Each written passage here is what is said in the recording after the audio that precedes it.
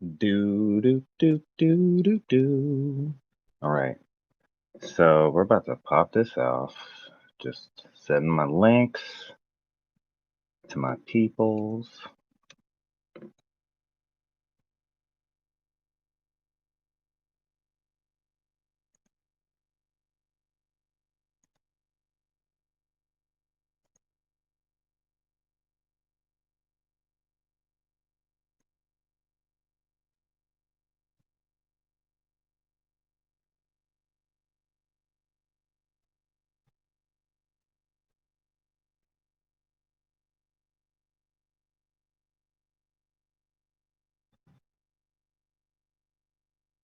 All right, so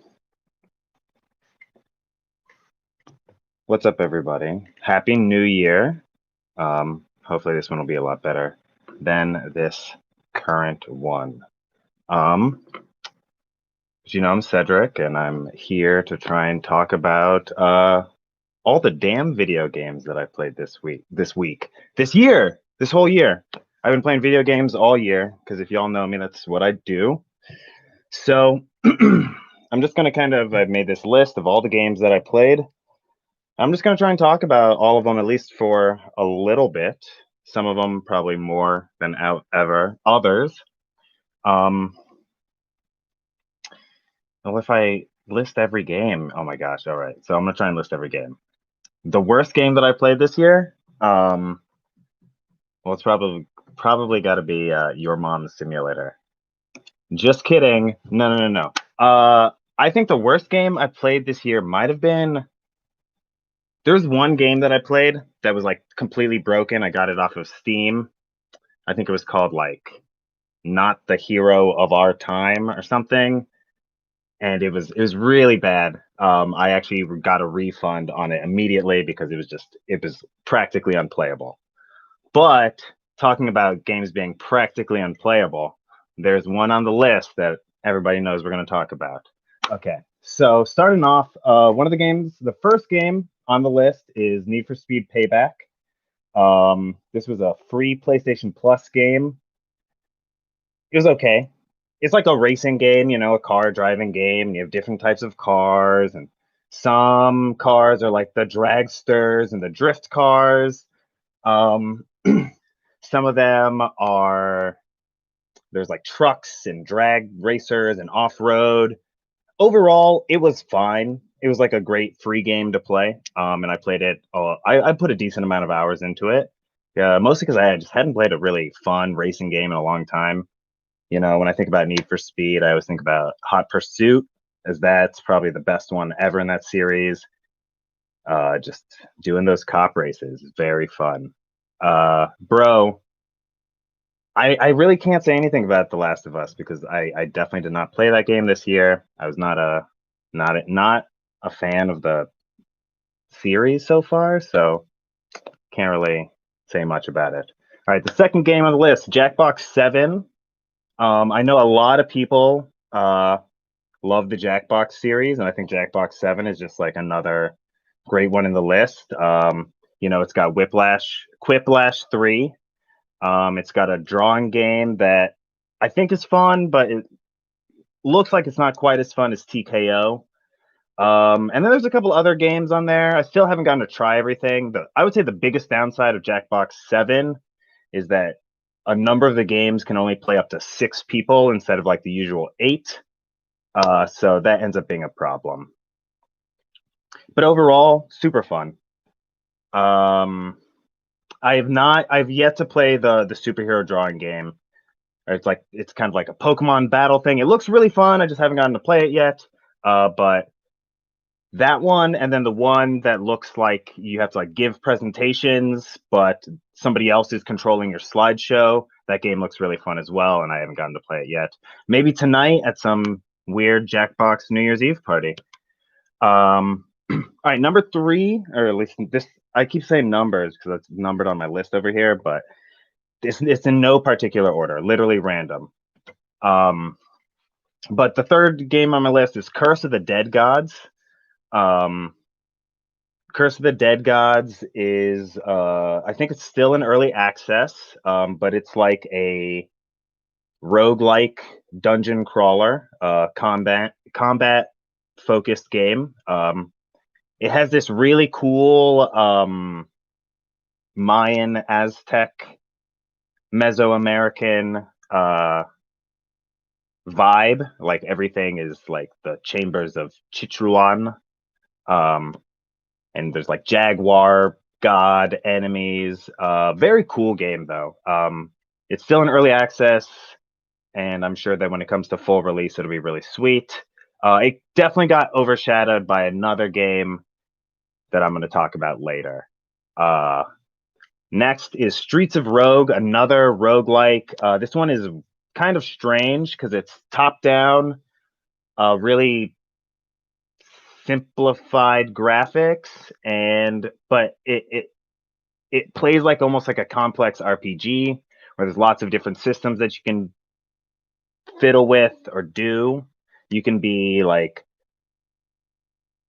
just a straight brawler and you like shoot your enemies as you're making your way level to level through this dungeon that's randomized, or you can be a hacker, or you can be a gorilla. It's very strange. Streets of Rogue. I didn't put a lot of time into this game because I just couldn't get into it that much. So that's all I can really say about that. Fall Guys was a big game for about a hot second. It was definitely a really fun quarantine game when you're just, want to just play some silly platforming. But at the end of the day, I was not a huge fan of this game. There's a couple things that really turned it off for me. The first being that the coolest skins in the game were tied directly to winning the game. And that's just like a bummer for me, dog. Because like if you suck, then like you suck and you look lame, and that's just a hard time. And it's like this platformer, and it just felt so. At the end of the day, like there was skill, but at the end of the day, it was very like random. But it was very fun. Like the battle royale platformer hadn't really been done yet, and I think for this being like the big foray for it, I think they did a really good job. It looks like people are still playing it, and they've been doing their seasons. It's got the season pass bullshit, whatever. But it's fun. It's definitely a fun one. All right, next, probably the biggest game on this list, and probably the game that I could talk the most about. Cyberpunk 2077. Where do I even get started? Well, let me tell you, I'm playing it on Stadia, which I did that just to get the Chromecast and the controller for free, and it's been totally worth it. My internet connection is good, so the Stadia version of the game has really kicked ass. No install time, no update time. It just plays, and that's really what you want. And then none of those issues that the PlayStation 4 and the Xbox One version were having. And I'm doubtful that my computer would be good enough to run the PC version as well as it could. So the version of the game that I've been playing has been great. Now the game itself, highly flawed. Very fun, but goddamn, it is kind of a big mess on the inside. Stealth doesn't feel very good. The world feels flat.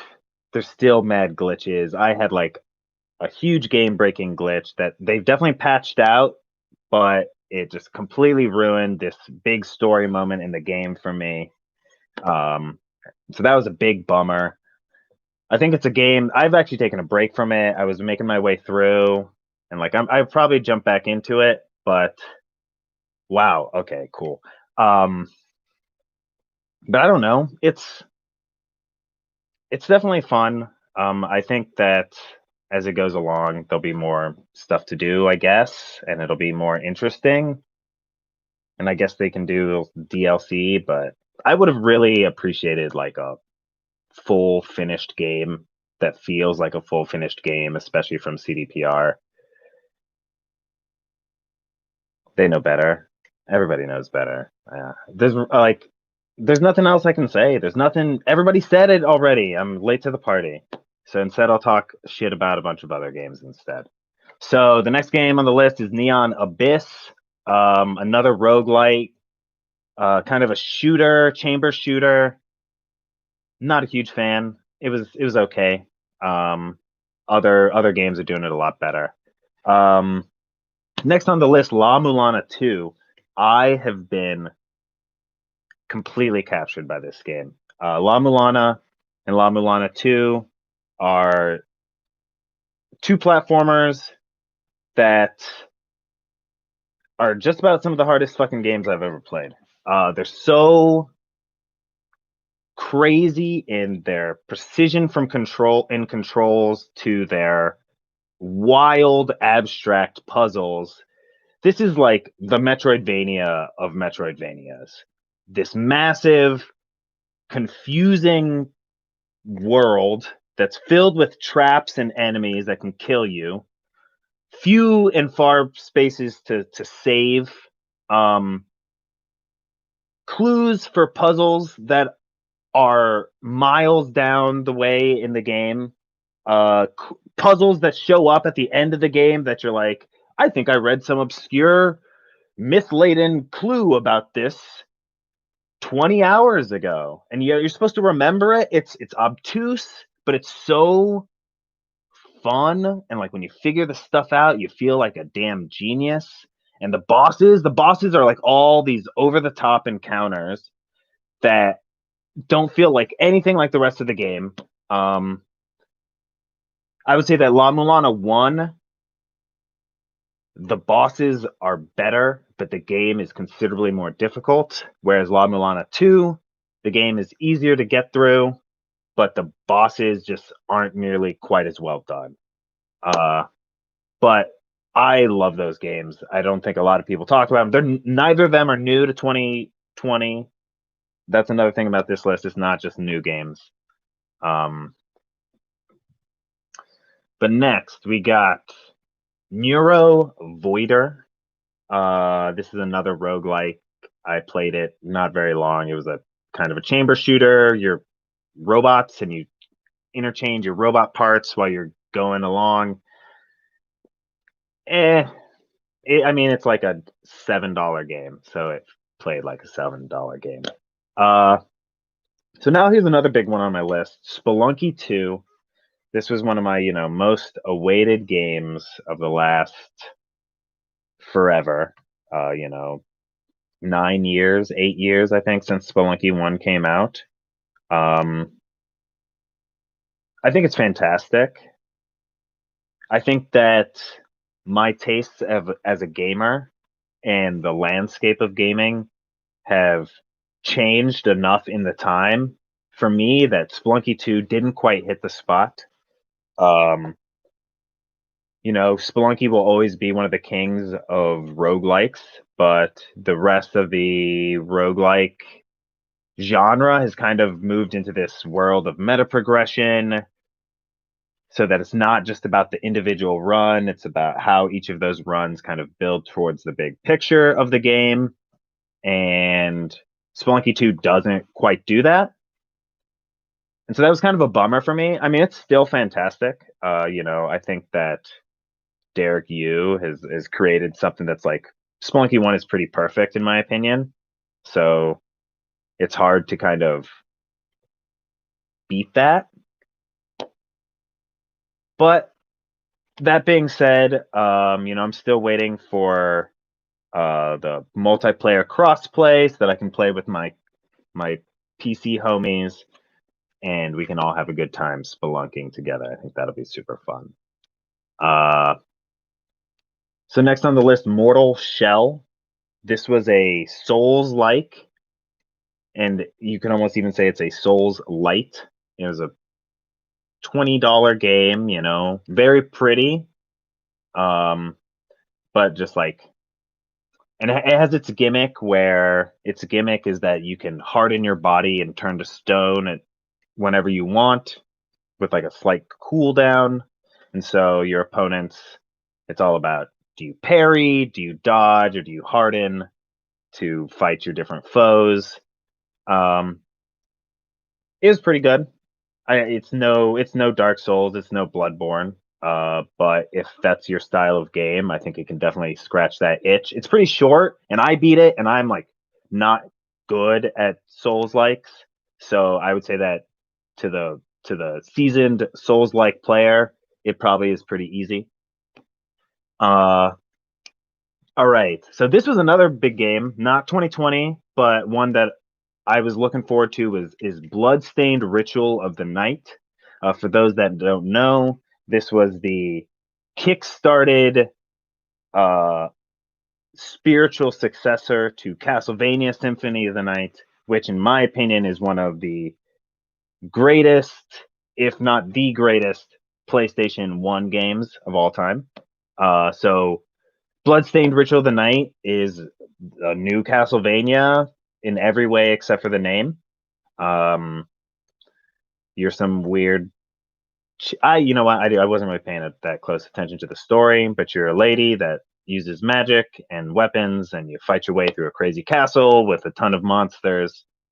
It's Symphony of the Night, but it's just not quite as good. It doesn't have that snappiness of the controls. Don't feel quite as good, but it's good. I would say is like a $20 or $25 game. I think it's worth it, especially if you want that Castlevania Symphony of the Night. I think that was a big thing this year, 2020, and a lot of games were just kind of throwbacks or long-awaited sequels or just games that felt like other games from the past. That brings me to my next game, a not awaited sequel, ToeJam and Earl Back in Action. Pretty much a new ToeJam and Earl game that mimics the style of the original game, but that's about all you can say about it. It's wasn't super fun, wasn't super engaging. Got bored with it pretty quick. Next, we got Battle Block Theater. That was a platformer. Played this on Steam. It's by the same people that did Castle Crashers. Just like a puzzly platformer where you die a bunch, kind of like a Super Meat Boy ripoff or similar type game.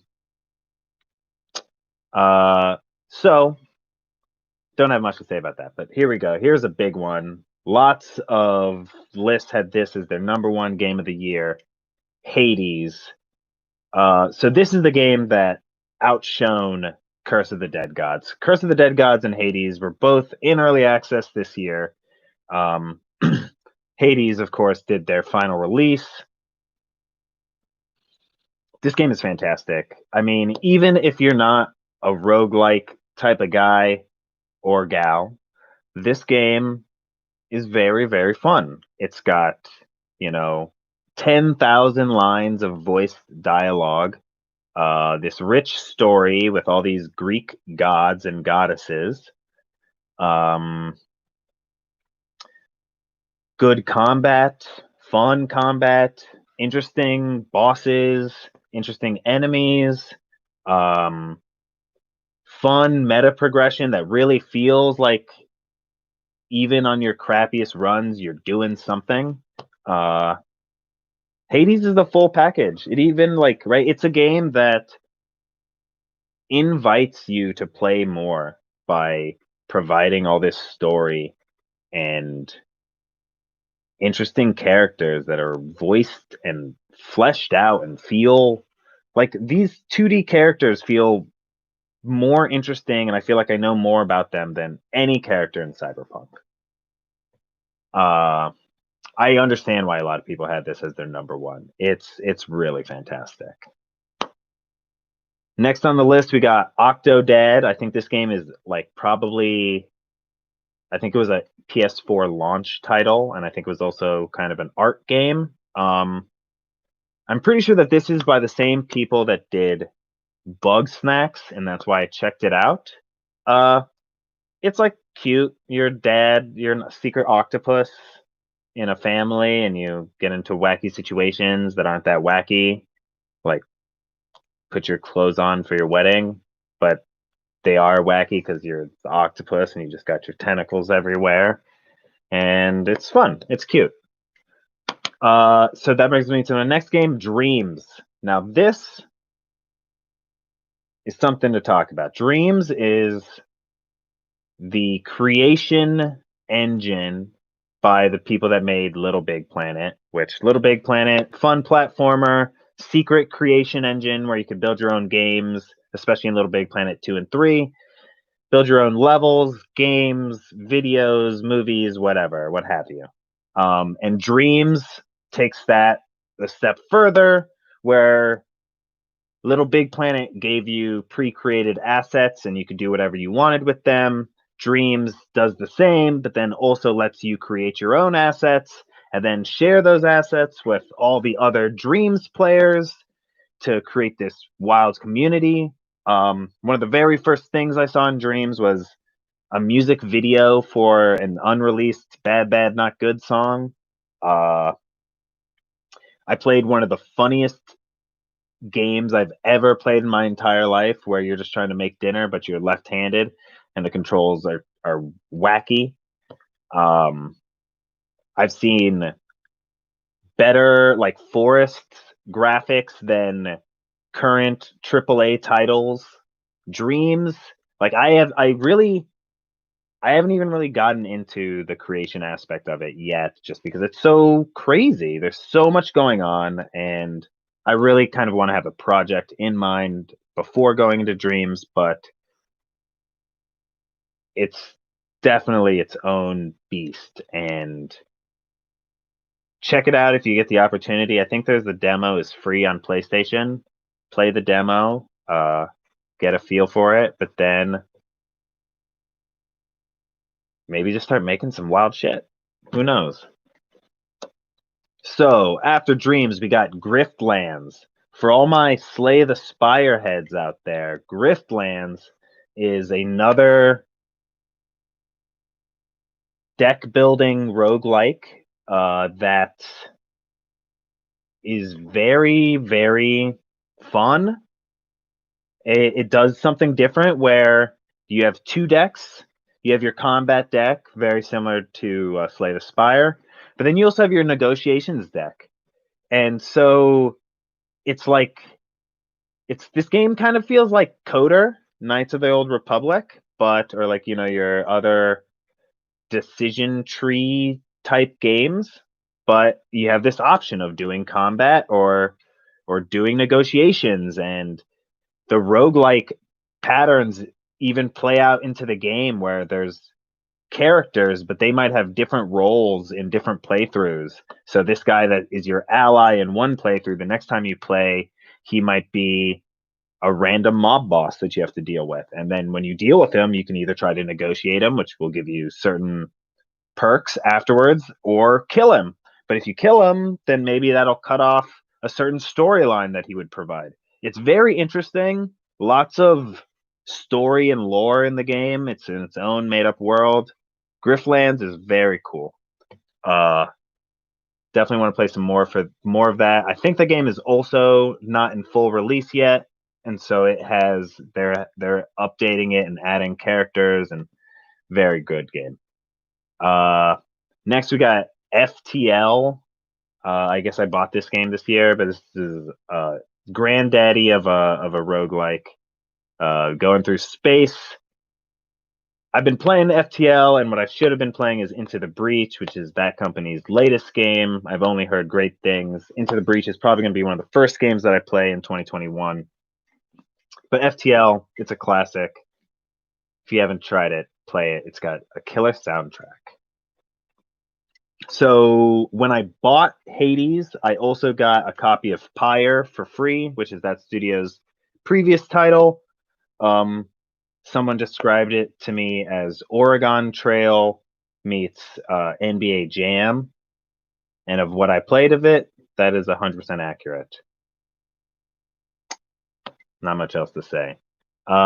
So a game that I mentioned earlier, Bugsnax. This was one of the PS5 exclusives. It's a PS5 launch title, but it was also launched on PS4. I think it might also be on PC. This game was adorable. It was heartwarming. It was sad, very emotional. It's all about the story beats in this game. And then also you catch weird bugs that are also food and then feed them to weird Muppets and turn them into food. That's cute. It's it's very cute. I was really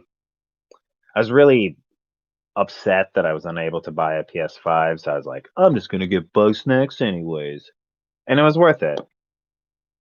Next, DBZ Kakarot. This was the big Dragon Ball Z RPG. I'm a huge DBZ fan, and it was great. It's just like you play as Kakarot, or Goku. You play as Gohan, Vegeta, Piccolo. You just play as all the people, and you go through all the arcs, and it's like super true to the show. And it's got like all the voice acting. It's great. So this is a new one, Worms Rumble. This was a free PlayStation Plus game. It looks like Worms, but instead of turn-based, it's just like live, and it's like a battle royale game. It's a battle royale game, but it's Worms, and it's 2D. I played like 3 games. I didn't like it. Jump Force. Okay, earlier I said some other game was the worst game that I played this year. I think Jump Force might have been one of the worst games I played this year. Fighting game. It's all based on Shonen Jump anime characters. I pretty much got it because I was like, I want to play as Jotaro from JoJo's Bizarre Adventure. And I did that, and then I was like, all right, this game sucks. Guacamelee 2, another Metroidvania, pretty run-of-the-mill sequel to Guacamelee. Fun game. I like the luchador theme and the kind of like the Mexican Land of the Dead theme as well. I lost interest a little bit about halfway through. It just wasn't quite as good as Guacamelee 1, I think. Another game that I've been playing I think it's been out for a little bit now is Undermine. That's another roguelite, top-down chamber crawler.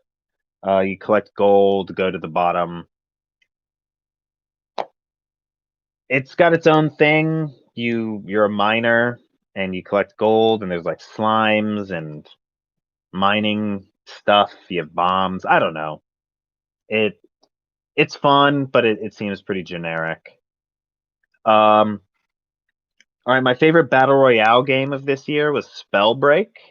Spellbreak is a battle royale, but instead of people shooting each other, you're all wizards, and you can float around and you cast wizard spells. This game's free to play, and everybody should play it.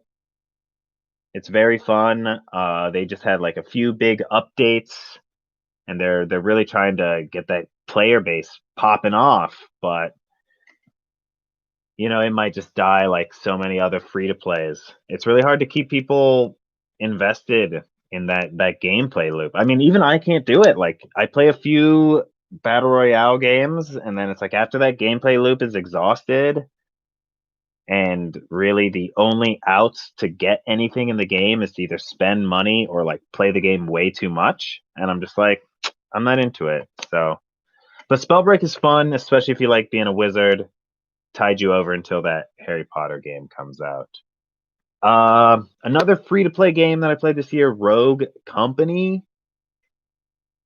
Very forgettable. It kind of feels more like CSGO. You choose loadouts, different characters. You go and take turns on a map, setting a bomb or defusing a bomb or killing all your opponents. Pretty generic. Wasn't great. Next game, Piku Niku. I have no idea who this game is by. It's just very colorful and cute. It's just like a cutesy puzzle game, platformy puzzle, but it's cute. You're like a blob with legs. Then you talk to other blobs, and they all live in a very cute world. Colorful and nice. Disco Dodgeball. This is a game that reminds me of the old arena shooters. You're running around an arena shooting dodgeballs, but everybody's robots and there's colors everywhere. It's from like first person.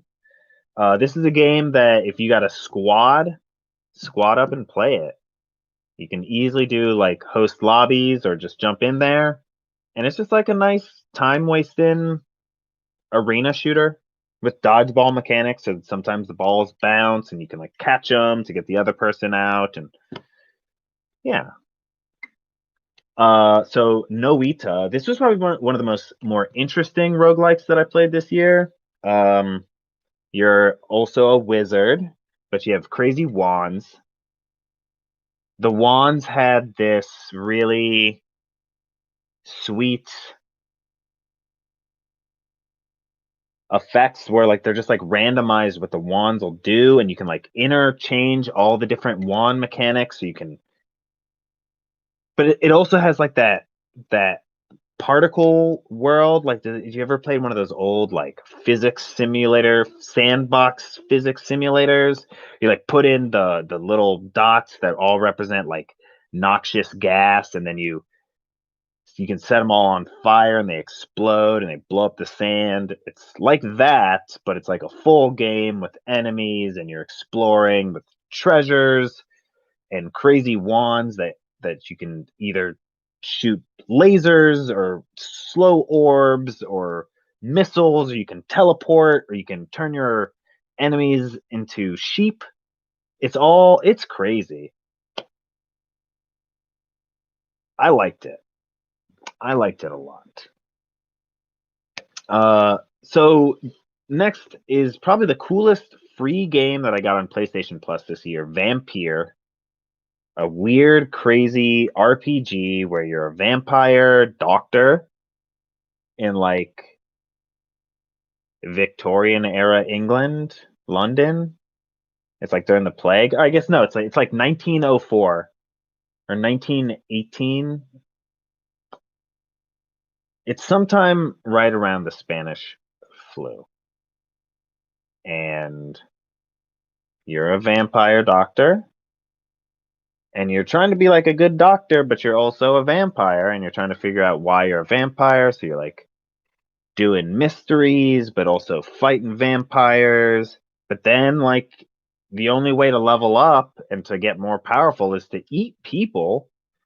So, like, you like will help this guy's issue in your hospital, and like figure out why he was lying to his wife about his injury, and then you'd lead him into the corner and suck his blood, and I really liked it. It was weird how much I liked it.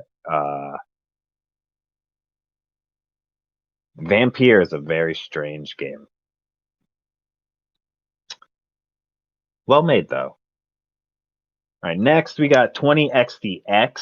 This is a roguelike randomizer, but it just straight up it's like supposed to be Mega Man X. So it's a Mega Man game. You run and shoot, but then it's randomized. The levels are randomized. Uh, it had some sort of meta progression, but I couldn't really see it, so I got bored with it. All right, next on my list, I got Risk of Rain 2. I might have started playing this game in 2019. I can't remember. But it's been really fun. I think it had its full release this year. If you played Risk of Rain 1, it's the same concept, except for this time it's 3D. And just like a very fun game. I've played with some friends during the lockdown, and it's a good time waster. It's a really easy hour of just running around trying not to get exploded. It has that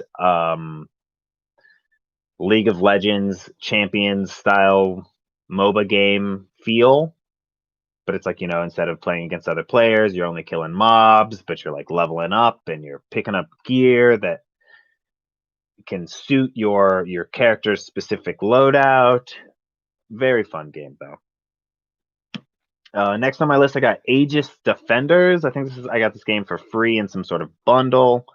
I didn't play a lot of it, but if I recall correctly, it's kind of like a tower defense game that like alternates between rounds of tower defense and then rounds of kind of like active jumping around combat. But it's also interesting because you have to build different turrets, but you have like 3 players, and then you have to like switch between your players while setting up your turrets. So it ends up being this like juggling act of like getting your people in the right position, but then switching to the other people and placing turrets in the right spot. Pretty nice little game. Next, we got Star Wars Battlefront 2. I got this game for free. Pretty fun. I was shooting people, doing the Star Wars thing, being a clone or a robot or a rebel, and sometimes you're Darth Vader. I really liked being Lando Calrissian, and you could be Childish Gambino, Lando Calrissian. So that was really fun. I did a lot of that. And then also, I don't remember his name, but that lizard bounty hunter guy, big fan. Scourgebringer, Chamber, roguelike. I've been saying those words a lot. I think I need to vary what style of games I play. Get some sports games in here. But Scourgebringer is really sweet looking. It rewards this kind of fast twitch play style that I'm not a huge fan of. But I feel like it's a game where if you got good at it, it would look really sweet. Kind of like I remember that's what kind of people said back in the day about like Ninja Gaiden, where it's like if you're good at Ninja Gaiden, you look like you're good at Ninja Gaiden. And that's kind of how Scourgebringer felt. So this game next to my list, big disappointment. Its disappointment certainly got overshadowed by Cyberpunk, but this game was a big disappointment. That was Final Fantasy VII Remake Part 1. This game was like bloatware. There was so much cutscenes. It was like 99% cutscenes. And, I expect that from a Hideo Kojima game, but Final Fantasy, come on. And the combat is fun. The combat is really fun, but I just never got to do any. I was so busy just walking here with Aerith and then walking there with Tifa and then crawling around over here and talking to all these people and like going to Jesse's mom's house. Like, who gives a shit about Jesse? It just, and like, I'm still hyped for the second one because it's Final Fantasy and it'll look sweet, and like the rest of the game is so interesting. It's just like the idea to have this entire game be just Midgar is awful. It was so like all the coolest stuff in that game happens as soon as you leave Midgar. You're doing motorcycles, you're going to Gold Saucer. I do like some of the decisions they made in this game, especially the decisions about how they did the story. I kind of like that, although it's by the guy that did Kingdom Hearts, so it's probably going to be like a big convoluted mess by the end. But they also were doing this thing where they're setting up the war against Wuhan as like being more of a thing. It's going to have more of a presence in the game. So I'm really looking forward to that story angle for part 2 when we go to Wuhan and see what happens. And then, of course, minor spoilers here. They set it up so that at this point, anything can happen in the game. They do not have to adhere to what happened in original Final Fantasy VII. So it's anybody's game here from here on out. Next, we got the Control Expansion 1. I don't remember what this expansion was called. It was really great, especially Control was a really fantastic single player story action game. You know, you're this agent in the Bureau of Control that just only deals with paranormal stuff. Like if you're into X-Files, SCP, that kind of biz, Control is your game. And the first expansion DLC was really fun and brought in a really interesting area that had just a very different look from the rest of the game. And I've yet to play the second expansion, but I'm sure it's just as good. All right, we're getting close to the end, guys. Thanks for sticking with me. So my next game, Soviet Jump Game. This is a game that's by the YouTube famous Game Grumps. This game had a weird little bit of controversy at the beginning because Aaron Hansen, the creator, his announcement game, his announcement for the game, he pretended like it was a old school game that they had found and like repurposed, and then I guess people were really mad at him that it wasn't that, and that it was just a game that they made. But it's a platforming battle royale. So it's kind of like Fall Guys, except for that it's 2D and it looks like Mario. And it's very fun. If you're into roguelikes, if you're into battle royales, it might be worth giving it a shot. You know, just a different take, different perspective. Fun game though. All right. Now, probably the other biggest game from this year, Among Us. I've only played a few times. I've watched a lot of streamers play. It seems like the streamers kind of really broke it in terms of all these meta decisions and how serious they got. But as a simple secret identity game to play with your friends, if you've got a good group for it, I highly suggest Among Us is a good one. All right, next, I guess I played Witcher 3 this year. I didn't like it that much. I couldn't get that into it. It was too complicated off the bat.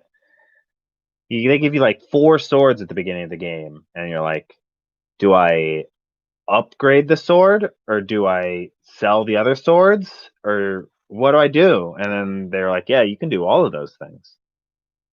And that's like what a lot of that game feels like. You're like, do I get potions? Do I use magic? Do I buy gear? Do I upgrade gear? What am I supposed to do? And the game's like, you can do all of that stuff. This is The Witcher. People really like it. I think I bought it because I had heard how great it was, and I watched the show, and the show is fun. But I had more fun with the show than I did with the game. All right, this is a game that I don't think I'll ever play again. Pogo Stuck.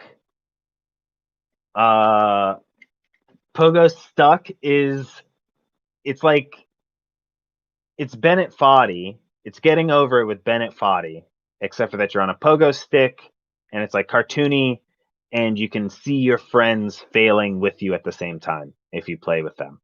I hated it. I hated every second of it.